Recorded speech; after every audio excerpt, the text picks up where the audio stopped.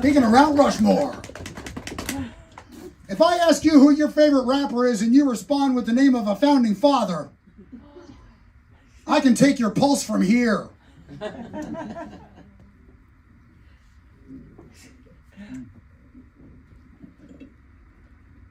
I'm not taking out my adenoids. I'm not taking out my adenoids. I'm Lin-Manuel, the rapping Dalek.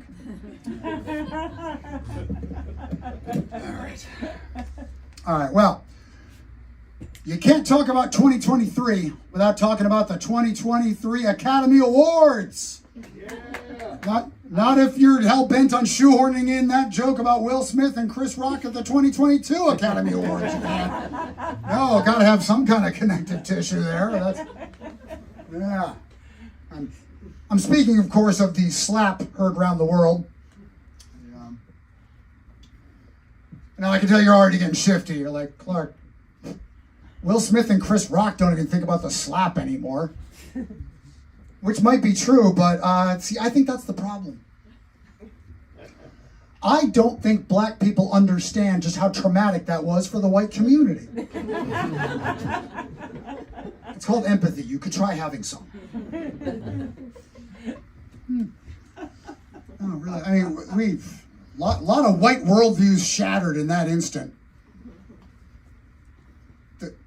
The two we all like don't like each other? Just a shockwave went through all of crackerdom. Leaving us feeling unmoored.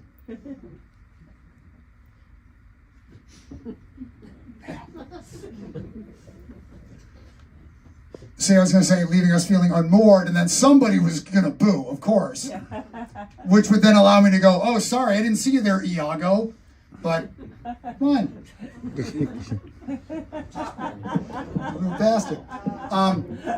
But there's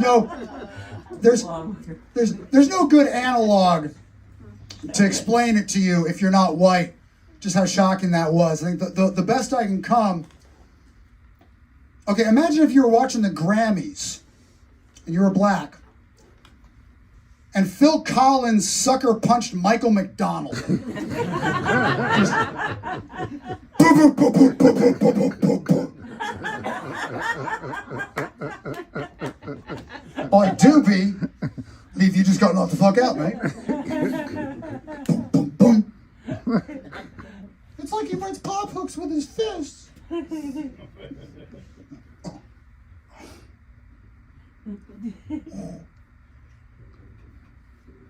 Now you've done it, I'ma beat your ass. And I'll keep beating your ass all night long.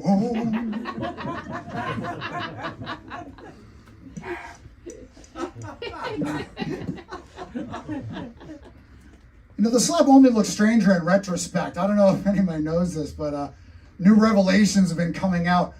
Apparently, they weren't even together at the time. Will and Jada were actually not. You know, guys, if we're crowded up, we got seating up here. You can come sit in. You can come hang on. But yeah, apparently they were keeping up appearances publicly, but acrimoniously separated, which is really sad to think about, because if the polyamorous Scientologist can't make it work,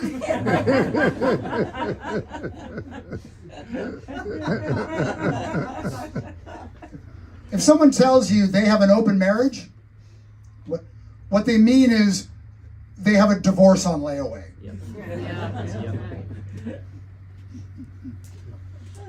Okay, so as to the slap itself, here it comes finally. Those of you that have heard this one, you can feel free to shield your loved ones now. Save them from it. But now, look, I don't want to sound like I'm defending what Will Smith did, because it was wrong. But I was so angry the next day when I read the reporting.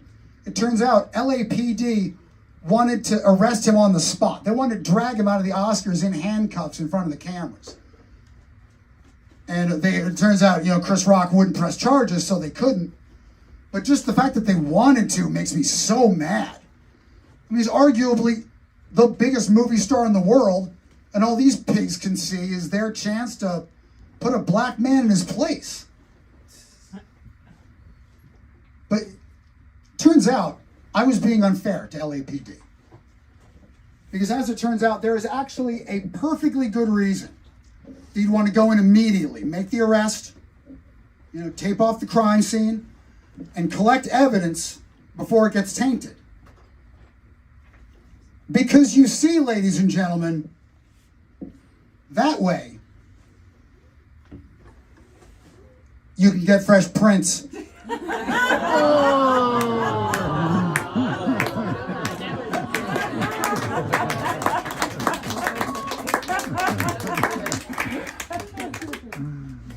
Can you believe that joke's only got me kicked out of 3 homes? Didn't you think it would be more?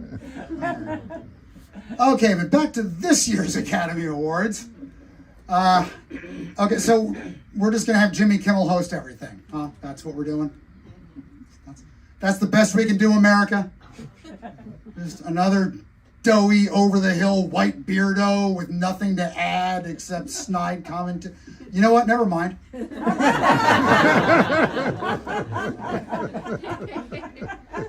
Yeah. Oh, all the stars were out that night. Yeah, God, I saw Benicio del Toro, Jessica Chastain, Malala Yousafzai. You matter. Don't be bringing accomplishments in here. This is the Oscars. Yeah. Kind of a shock to see a grown-up Malala Yousafzai, though. Like, I hadn't seen her since she was a kid. I mean, I'd heard the name. I knew she was out there doing her thing. I hadn't actually seen her since she was a child being interviewed by Jon Stewart on The Daily Show. So when I saw what a lovely young woman she had become, I was pissed. What the hell is that about? Look, okay, fine. She stood up to the Taliban. I know she's way braver than me. She graduated from Oxford. Clearly, she's way smarter than me. Now I know she looks way less shot in the face than me. How is that fair? I didn't even get shot in the face. She's the one who got shot in the face. Little badass though, right, Malala? Yeah. Every profile you read about her, you will always read the exact same sentence. You will always come across the following sentence, guaranteed. But a bullet couldn't stop her. It's probably not a great idea to broadcast one's weaknesses on stage. I think Sun Tzu said that. But if you ever find yourself needing to put a stop to me, and you might not feel that way currently, but the night is young, I think a bullet would do the trick. That strikes me as a surefire clerk stopper. I dare say getting shot in the face would be my Achilles heel.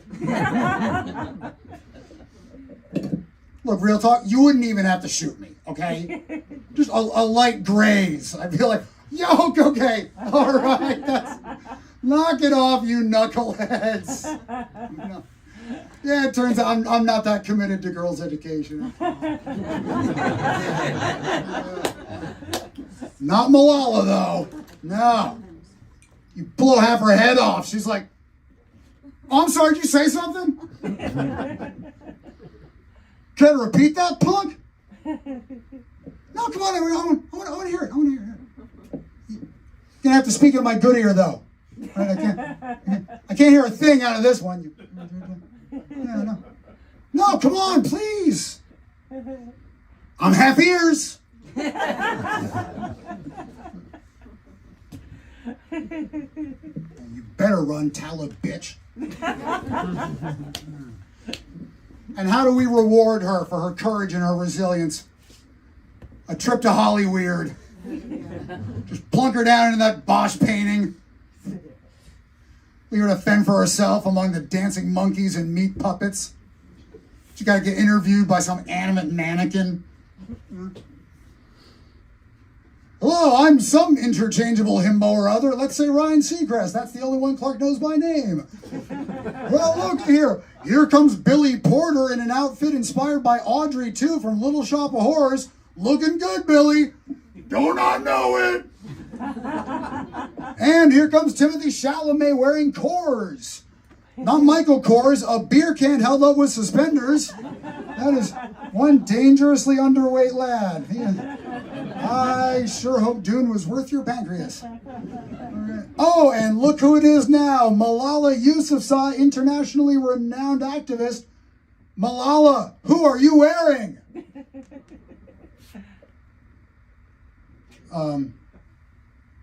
The skin graft came from an anonymous donor, so I don't know. What the hell kind of question is that?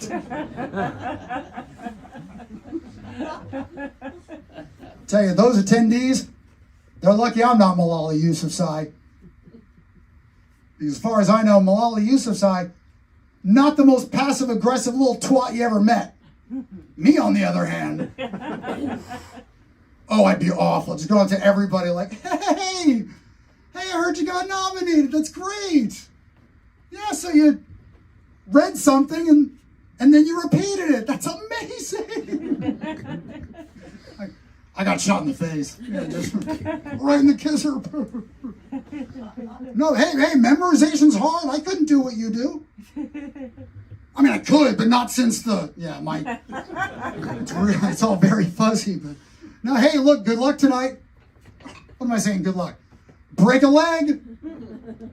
Or as they say in my line of work, get shot in the face.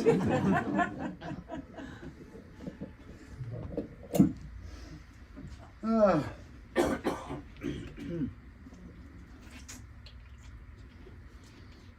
was surprised that Tar went home empty-handed. See Tar with Cate Blanchett? Yeah. I mean, I wasn't expecting a sweep or anything, but usually when a movie lines up with the zeitgeist like that, it gets something for its trouble, you know? And what could be more timely than the story of an abusive sexual predator whose toxic narcissism threatens to destroy everyone around her? Fun fact, Tar takes place within the DCU. That's canon. Oh, not that DCU. The Disclosure Cinematic Universe. Remember Disclosure? The Michael Douglas techno thriller based on one of the lesser Crichtons. I rewatched it recently, and okay, the virtual reality subplot doesn't hold up very well. That has not aged well at all. But as a cautionary tale about sexual harassment in the workplace, like a fine wine. Because isn't that always the way, fellas? You just want to do a job you can be proud of and go home to your wife and kids. But Demi Moore, circa 1992, just won't take no for an answer. Another fun fact, Demi Moore is an oxymoron.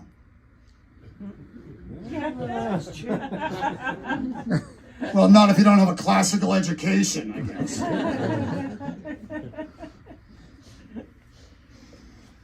So yeah, nothing for Tar. Nothing for Tar. It was Everything Everywhere All at Once's night. Michelle Yeoh took home the Oscar for Best Actress. She got to make her speech. She said, I have a message for all the little girls out there who look like me. Never give up on your dreams. I also have a message for little girls who look like Michelle Yeoh. Stay the hell away from gamers. But all eyes were on her co-star, Ke Huy Quan, who you might know as Short Round from Indiana Jones, The Temple of Doom. He was the big Cinderella story, Ke Huy Quan. Ke Huy Quan. Sorry, I'm racking my brain trying to think of a public figure I've soured on faster than I did Ke Huy Quan. Oh, that dude just set a land speed record for going from delightful to exhausting. I'd like to coin a term if I could. It sounds dirty but isn't. Comeback lash. It's when someone reemerges into the public eye only to immediately wear out their welcome. I mean, I was like the rest of you. When he first came back, I was just like, oh, and they say there are no second acts in American life. Yet within mere moments, I was like, if you don't stop tearfully expressing gratitude, I will spackle your ducts shut. Does your voice have any settings other than quaver? And why? Look, I get it. An expressive face is a prerequisite for a screen actor. But why is it every single picture I see of the guy looks like a thumbnail for an unboxing reaction video on some Zoomer's TikTok? I don't know what a single one of those words means except video. But I know that's what he looks like. Tell me I'm wrong. Always like the...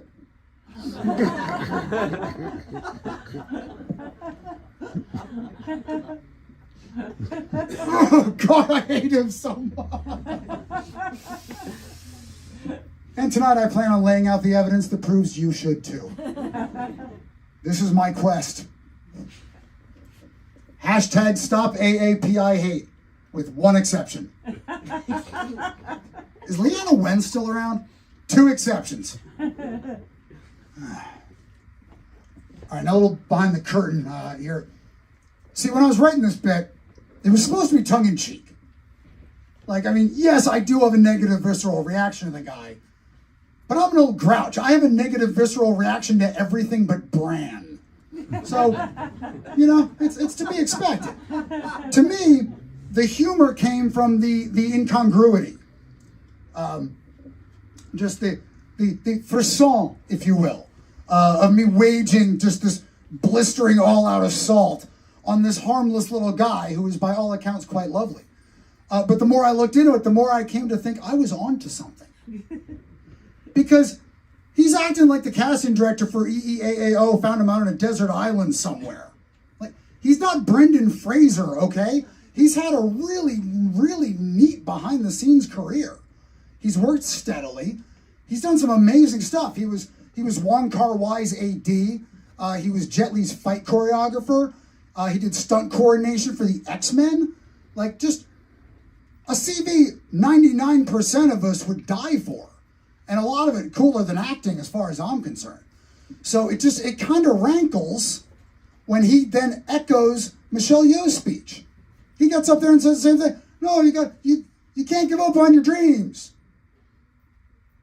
Dude, your dream was for Goonies 2 to make it past the table read. Who's, Paul, I got a nice seat here. Want this seat? All right.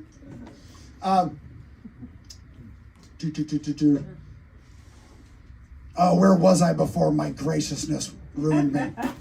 Yeah, so who here raises their kids that way? Who encourages their children to follow their dreams? Yeah. All right. Don't stop. Oh, I read the cue card wrong. Don't stop. No, seriously, you should discourage your children's dreams. You should. Yeah. Because children have really stupid dreams. That's the thing. They have just stupid. I mean, yeah, all dreams are stupid. You know, just listen to someone describe one if you don't believe me. We were in a favela, but it was inside my old high school gym. And it's weird that Susan was there, because in real life, we're not that close, but hey, where are you going? I wake up mad at my subconscious all the time. I'll just sit bolt upright in bed, like... Literally infinite possibilities, and this is what you waste a third of my life with.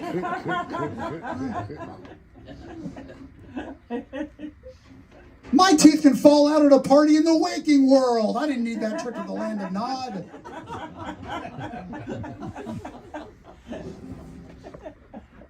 You ever have a sex dream about someone you've had sex with? Come on! You have access to all the files!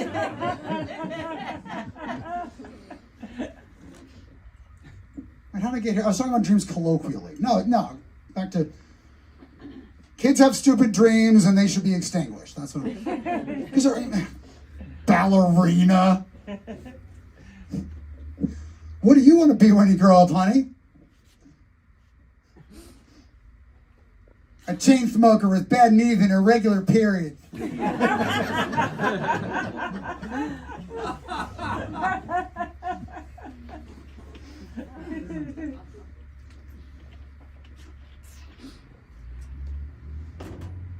Telling you, best thing I ever did, give up on my dream.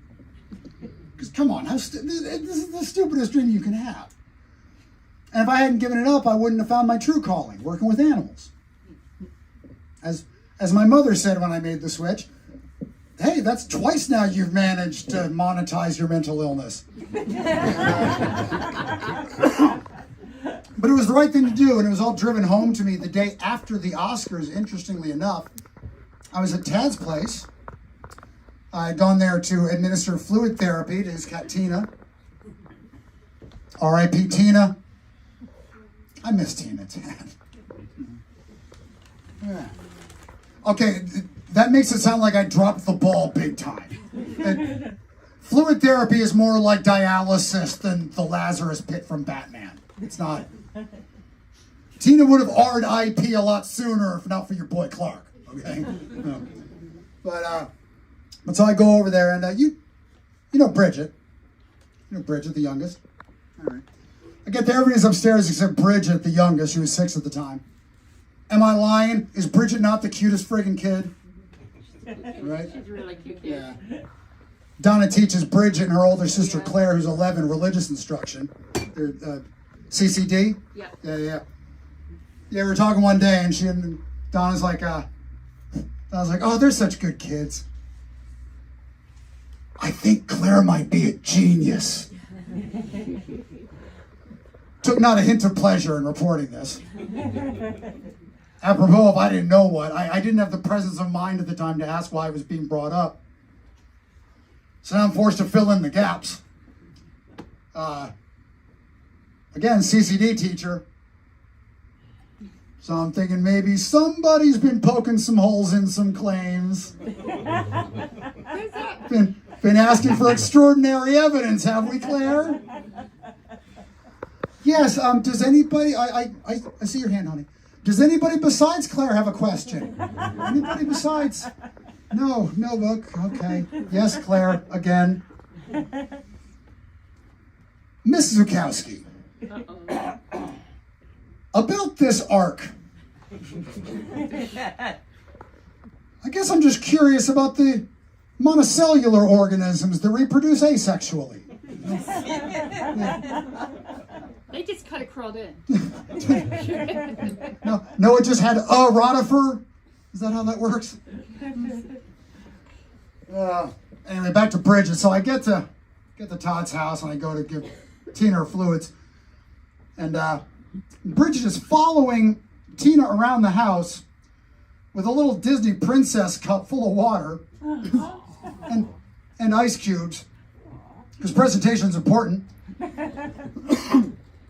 And again, I have to fill in the blanks here. I guess what must have happened was the kids' parents had been, I suppose, just, slowly, inching them towards an understanding of what's coming.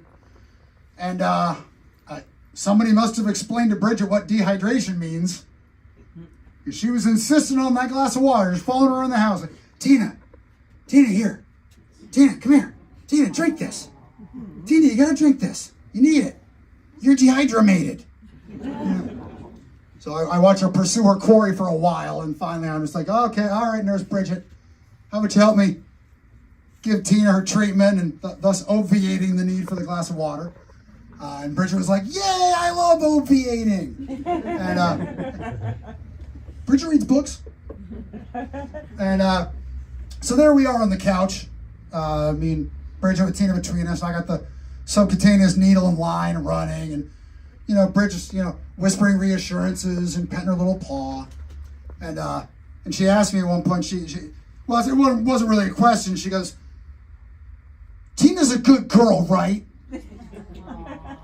And I said, no. She was like, whoa! I was like, she's the best girl. She was like, you almost got me, Sager. And now, I've been using a lot of artistic license here with Bridget's voice. She didn't say most of that stuff. I swear to God, she said the following. Tina, for being such a good girl, I present you this water. Drink it. Drink it. Can you stand it? Could you just, you know? And on there, I still got the previous night's speeches rattling around in my head, and all I can think is, oh, man. If I just stuck to the plan, instead of wasting my time with this nonsense, why, right this very second, I could be getting interrupted by drag drunks at the Marriott off I-9. And really, what was the best case scenario for me if I had kept at it, if I had stuck with my dream of being a stand-up comedian? Say I reached the pinnacle of my profession. Say I became arguably the most famous stand-up comedian in the world. Then what?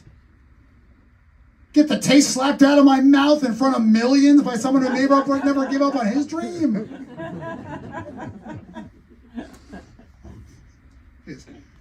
His lifelong dream of being repeatedly cuckolded by the hippo from DreamWorks Madagascar. Oh, Clark.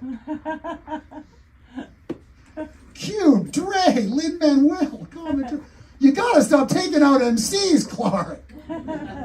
We won't have any left. Somebody put a tarp over Bismarcky's grave. Clark, go piss on it. It's been almost an hour since he was in the little boy's room last. He's gonna piss on something. He is 40-10 now, after all.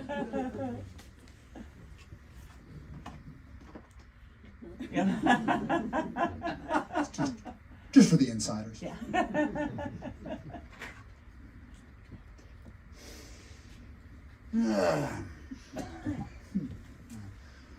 So without any high-profile controversies like the slap to worry about, the Academy of Motion Picture Arts and Sciences could get back to doing what they do best, ladies and gentlemen. That's right, leaving the most deserving names off of the in memoriam segment. And they came through yet again. No mention of genre stalwart David Warner. The name might not be familiar, but you definitely know who David Warner is. You know him from Time Bandits, Time After Time, Tron, Star Trek's 5 and 6. The list goes on. And as mad as I am about that, I'm actually not as mad as I am about the next name they left off the list. Anne Heche. Anne Heche, who you know from 6 Days and 7 Nights. And a Today Show segment promoting 6 Days and 7 Nights. Look, she didn't have the longest list of credits, but that's not the point. The point is Anne Heche was a prime mover in the fight for equality. Everybody remembers the whole world changed when Ellen DeGeneres came out of the closet. Just a seismic shift. Nobody remembers who Ellen DeGeneres came out of the closet for. Anne Heche.